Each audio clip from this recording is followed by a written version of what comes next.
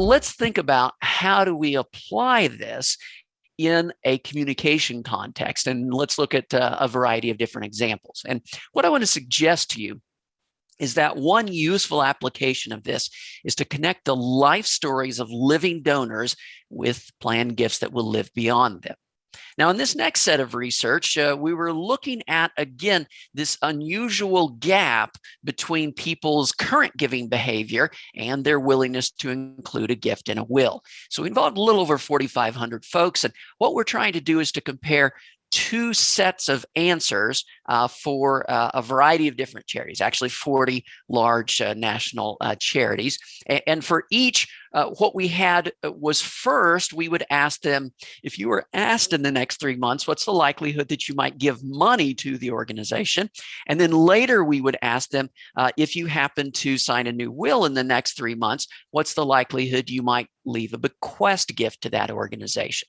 Now, what we found was that it didn't matter what the organization was, there was always this gap where people are more willing to make a current gift than their willingness to make a gift in a will. And so then we wanted to figure out what can we do to help with this gap.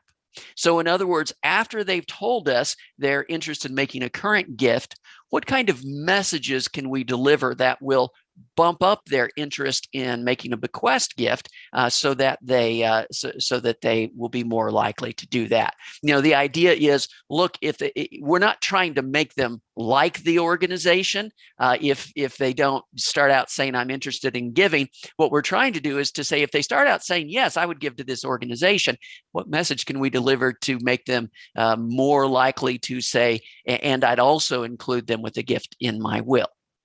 So we tried a variety of different messages, and some of them we, for example, shared formal statistical evidence that people agree with the idea of including a gift to charity in a will.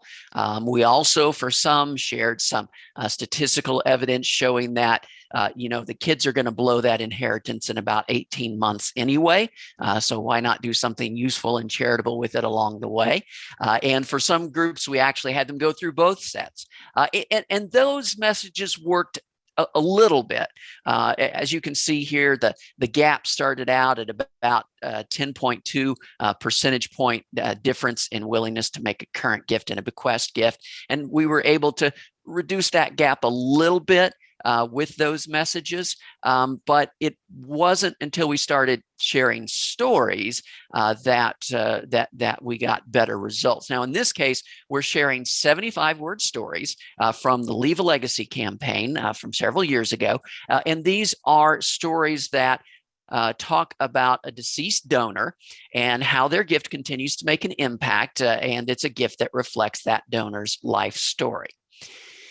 And then we did something with the stories that shouldn't have worked, right? This is a well-crafted national advertising campaign. We took the stories, and for every one of them, we changed them from deceased donor stories to living donor stories.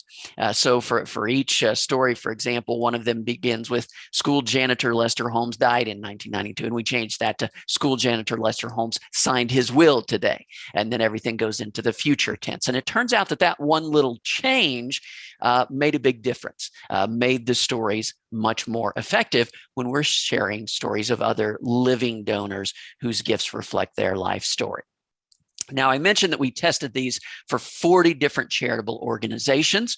So you might be interested, depending upon which kind of organizations you represent, you might be interested in which type of messages worked best for which type of charities.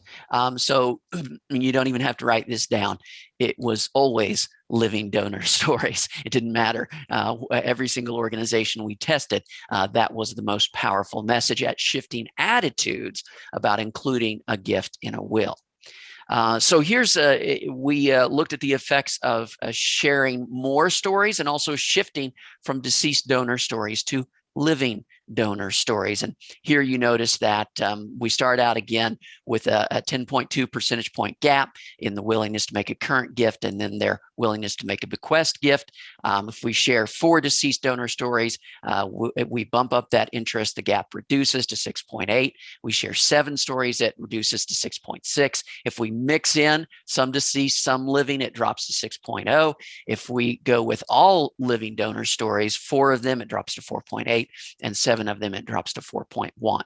Now, a couple of other things you may notice in the results here. One, and this is really important because we see this in other areas, and that is when we look at older adults, they start out relatively more resistant to a gift in a will as compared to a current gift. That's not a surprise. We actually see that in a lot of other research. And the reason why is this, by the way, we see that older adults, when we ask them about various plan giving options, they're not less likely to say that they're definitely interested in doing that. They're just much less likely to say that they're undecided.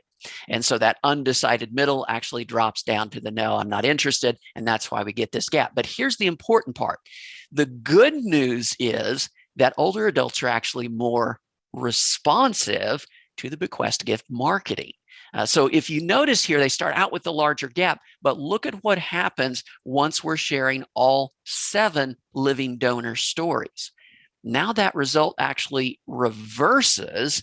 And now older adults are relatively more interested in a gift in a will than the younger adults. You may also notice that the gap is between current giving interest and bequest giving interest is larger for women than it is for men. I wish this said something nice about men. It actually doesn't.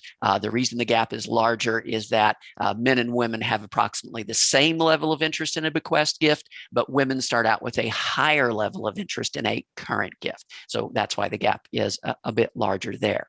So the bottom line is these living donor stories of other living donors whose gift in a will reflects their life story are very powerful.